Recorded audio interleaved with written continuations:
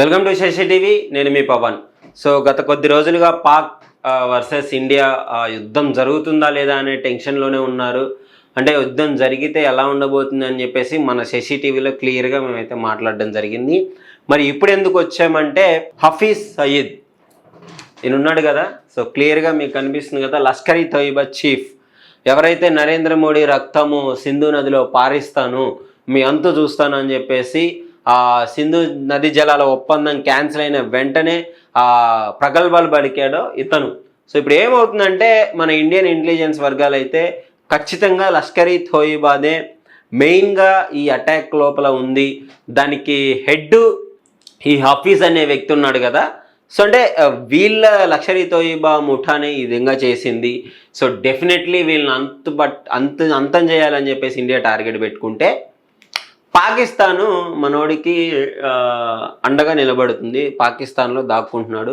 ఇంకా ఆశ్చర్యం ఏంటంటే పాకిస్తాన్ మాజీ కమాండర్స్ అయితే మనోడికి సెక్యూరిటీగా ఉన్నారు. మరి ఇప్పుడు దీన్ని ఏమంటారు చెప్పండి? పాకిస్తాన్ అసలు మాకు ఉగ్రవాదంతో సంబంధం లేదు, మేము టెర్రరిస్టులను పోషించట్లేదు, మాది ఉగ్రబాధిత దేశం అని చెప్పేసి ఇంత స్పీచ్లు ఇస్తున్నారు ప్రతి ఒక్కడు బయటకు వచ్చి.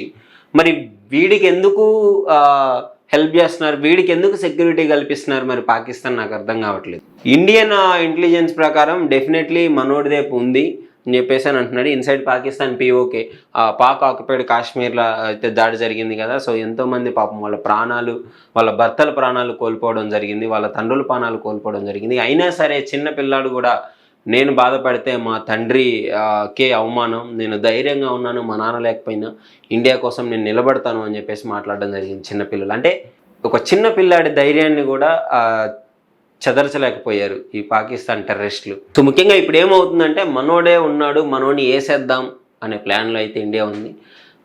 సో చూడాలి మరి ఏం జరుగుతుందో. ఇంకోటి ట్రంప్ తెలుసు కదా మీ అందరికీ, అమెరికా ప్రెసిడెంట్.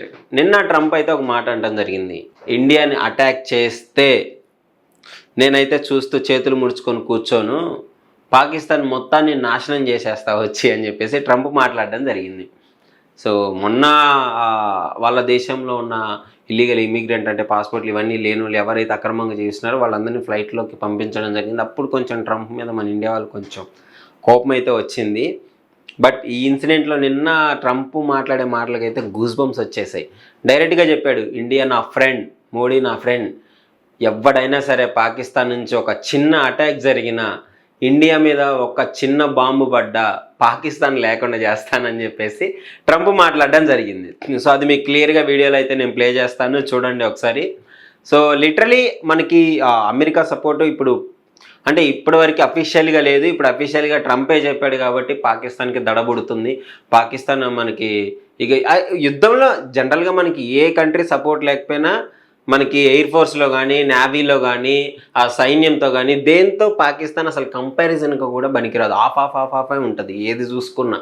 అంటే సగానికి మించి మనం ఎక్కువగా ఉన్నాము. యుద్ధ నౌకల్లో కావచ్చు, అరేబియన్ సీలో కావచ్చు, విక్రాంత్ ఒక్కడు చాలు కొన్ని 15 మిసైల్స్ 30 మిసైల్స్ ఒకేసారి తీసుకెళ్ళడానికి. అంటే ఇంత బలగాన్ని పెట్టుకున్నా కూడా పాకిస్తాన్ ప్రగళాలు పలుకుతుంది, లోన భయపడుతుంది, పైకి ఏదో మేకపోతు గాంభీర్యాలు నేను అది చేస్తా ఇది చేస్తా, నీకు ఒకటి ఉంటుంది అరిసేకి ఒక కరవదు అని చెప్పేసి ఒక సామెత ఉంటుంది.